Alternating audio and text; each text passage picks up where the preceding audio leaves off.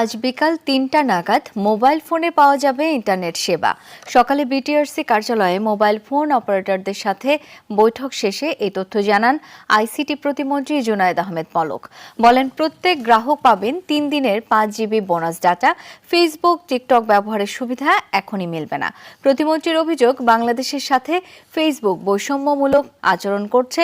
বুধবারের মধ্যে ঢাকায় এসে ফেসবুককে ব্যাখ্যা দিতে বলা হয়েছে।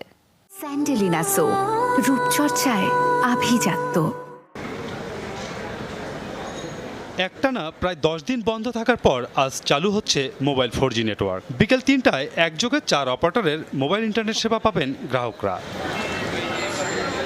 সকালে বিটিআরসি কার্যালয়ে মোবাইল অপারেটরদের সাথে বৈঠক শেষে ব্রিফিংয়ে টেলিযোগাযোগ প্রতিমন্ত্রী জুনায়েদ আহমেদ পলক জানান, আগুনে পুড়ে যাওয়া অপটিক্যাল ফাইবার সহ ক্ষতিগ্রস্ত সঞ্চালন লাইন পুনঃস্থাপনের কাজ শেষ হয়েছে। মোবাইল নেটওয়ার্ক চালুর পর আজ বিকেল থেকেই সকল গ্রাহক